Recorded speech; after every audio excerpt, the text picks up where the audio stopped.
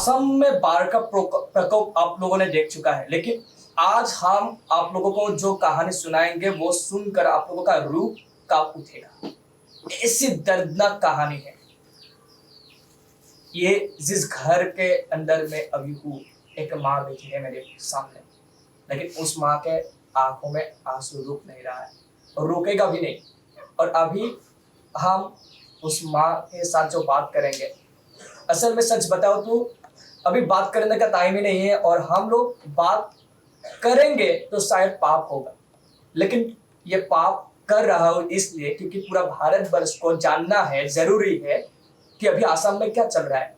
पूरी दुनिया शायद यही देख रहा है कि असम में बाढ़ आया है, बहुत सारा घर तबाह हो गया है, लोगों का पैसा बर्बाद हो गया है। लेकिन ऐसा नहीं है। ये बाढ़ सिर्फ पैसा घर का बर्बादी नहीं है, ये बाढ़ जिंदगी के साथ खिलवाड़ है। जान गवा रहा है। और कौन गवा रहा है? किसी का माँ बाप गुजर गया तो किसी का बेटी गुजर गया। अब एक बार सोचिए, इस घर में अभी कुछ नहीं है, कुछ नहीं है। इन लोगों का एक बेटी थी जो पढ़ाई में अच्छी थी, जिसका सपना था कि बड़ा होके समाज के लिए कुछ करेगी, लेकिन सब कुछ खत्म हो गया है एक झटके में, बाढ़ की वजह से। उस माँ के साथ थोड़ा सा बात करने के लिए कोशिश करूंगा। मैं फिर से बोल रहा हूँ, ये पाप होगा, लेकिन दिल पे पत्थर रख के हम ये काम कर रहे हैं पूरे देश को दिखाने के लिए।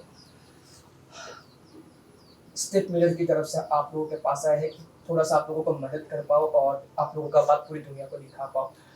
आपका बेटी था उस दिन, वो जो घटना हुआ, थोड़ा सा क्या आप बताएंगे? आप हिंदी बोल पाएंगे थोड़ा सा? ठीक है, आप आसानी से में थोड़ा सा बता दीजिए क्या हुआ था, कैसे हुआ था उस दिन? थोड़ा सा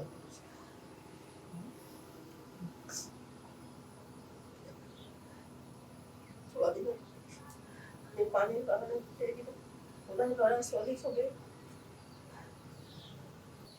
दूर रास्ता गाड़ी और बड़े किमान बिहार रास्ता हमारे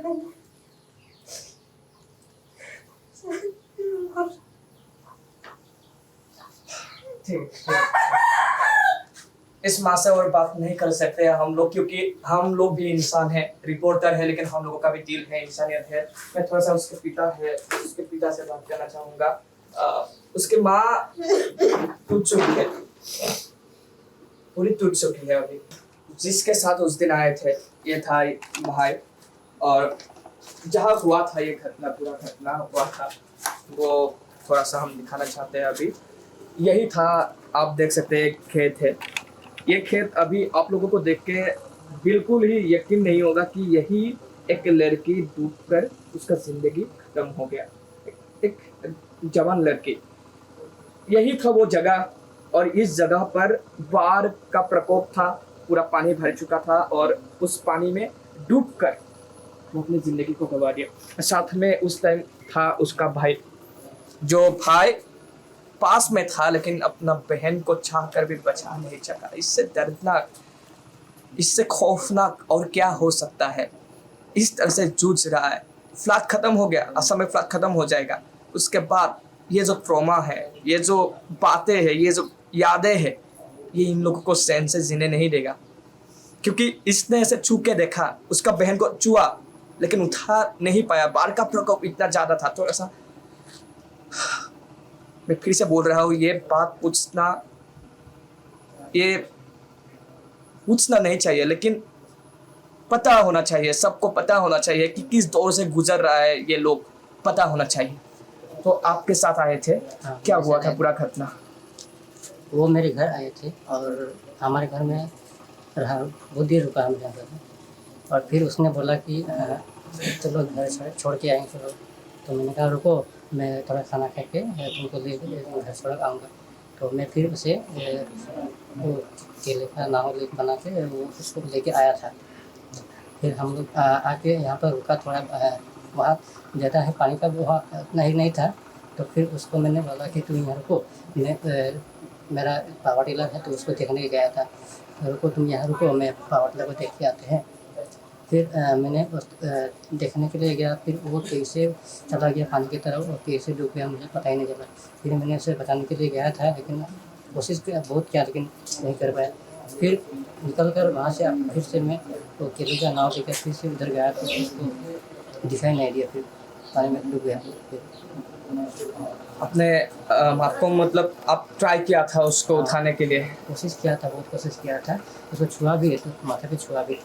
फिर वो जितना इसी तरह वो फिर उतना गहराई की तरफ जा रहा था, इसलिए मैं जा नहीं पाया, जिस स्विमिंग का नहीं आता है ना, इसलिए फिर आखिर में नाव को लेके गया और उसके तरफ गया तो फिर तब तक वो नहीं था पानी के ऊपर, पानी के अंदर चला गया। तो हमको जितने दूर तक पता है कि आपका बहन पढ़ाई लिखाई में बहुत अच्छा था, समाज के लिए कुछ सपना था उसका, क्या कुछ था थोड़ा बताइए।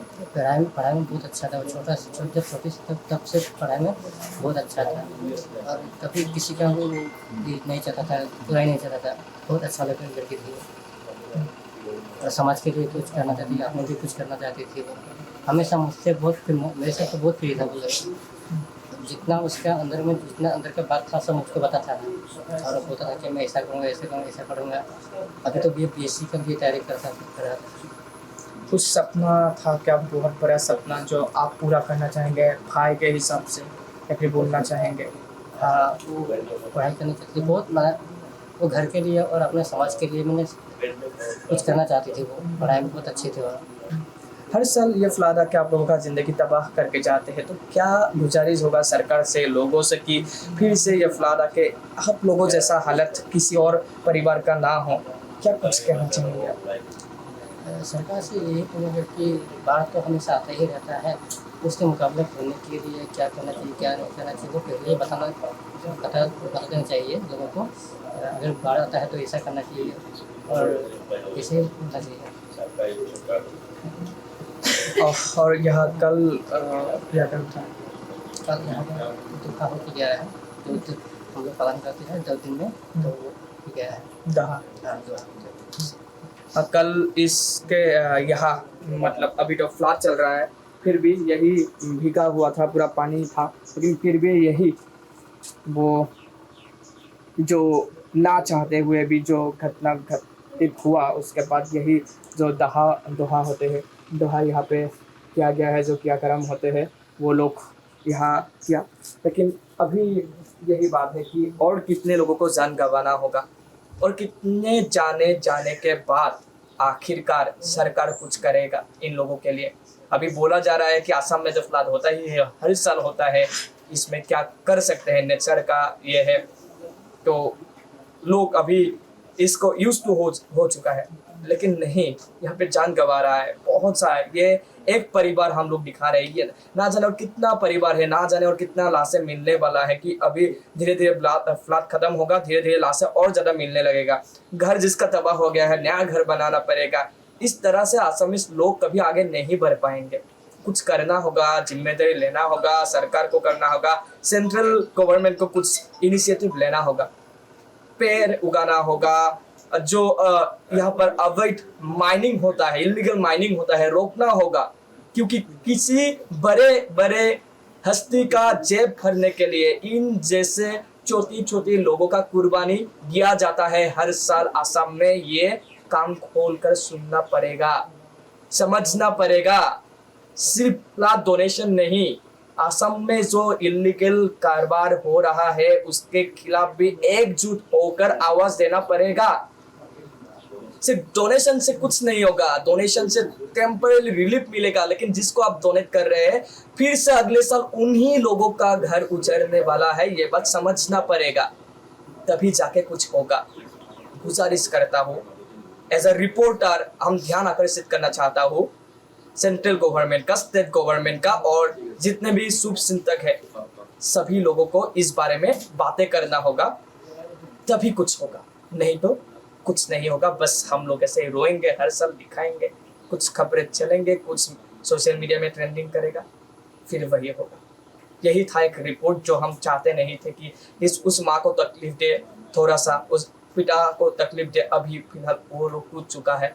हम स्टेट मिरर के परिवार इस फैमिली के साथ है। रहेंगे, जब भी कुछ मदद की जरूरत होगा हम पहुंचेंगे, ये वादा रहा इस परिवार से। बाकी आप लोग देखिए क्या क्या करना है, किसको मदद कर सकते हैं, हाथ खोल के कीजिए। वीडियो जर्नलिस्ट मुनींद्र के साथ योग का रिपोर्ट, स्टे मिलो।